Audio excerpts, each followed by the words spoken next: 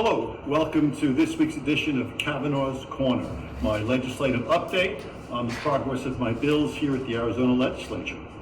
And this was a pretty good week.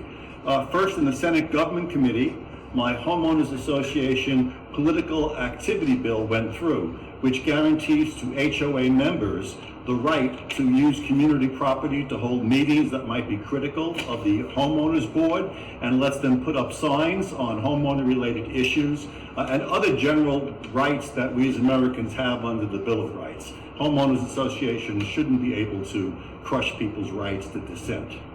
In addition, I had an elections bill which requires that private parties that send out election materials like registration forms or early ballot applications need to put in large print that they are not a government organization, because some of these groups deceive people by making it seem like they are county recorders or other government entities, and then they get the completed election applications mailed to them where they can hold it, delay it, they can record information to their advantage.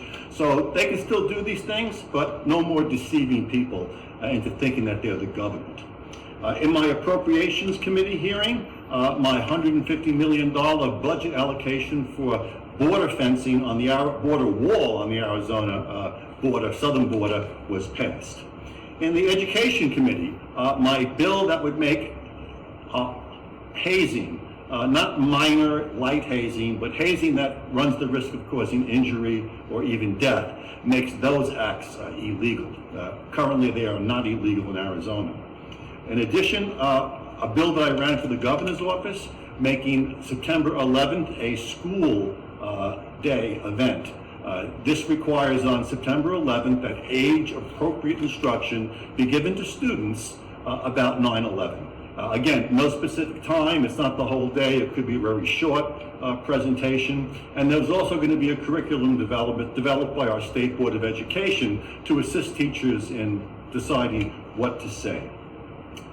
In addition, I had a bill that the American Legion asked me to run, and that got out of the Senate Finance Committee. That bill allows the veterans organizations like American Legion, VFW, that don't own their property but rent, to be able to not have the owner of the property not pay the property tax on that part of the building which they rent, so long as the property owner passes the savings on to the Legion or VFW post. Right now in law, if a veterans group owns the building, they don't pay any property tax. But if they don't have enough money to own the building and they rent, then there's no tax break for them. So this allows the tax break that we give to buildings owned by veterans groups to also be utilized by those that can't afford to own and only rent. I had a couple of law enforcement bills go through the Senate Judiciary Committee. They both passed. The first bill says that if you're going to videotape police taking enforcement action, like arresting people, summoning, questioning suspicious people, events that there could be an element of danger involved, you have to stay back 8 feet unless the officer says you can go closer. This is to protect the safety of the officer and even the person filming. We have people, sometimes with organized groups that are anti-police, that come to the scene and literally stand a foot or two, often behind the officer, videotaping the encounter. This is very dangerous. The officer doesn't know if this person is an accomplice or friend of the person they may be arresting and might attack them.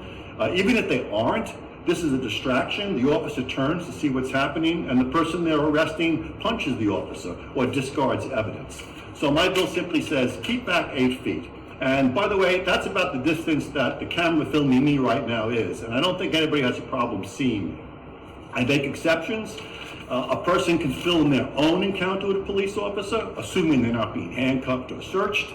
I also allow individuals inside cars to videotape the encounter between the driver and the police officer, because frankly, having been a cop myself for 20 years, I'd much rather have people inside a dark car holding the camera up like this where I can see their hands than having their hands down in the dark where there could be a weapon.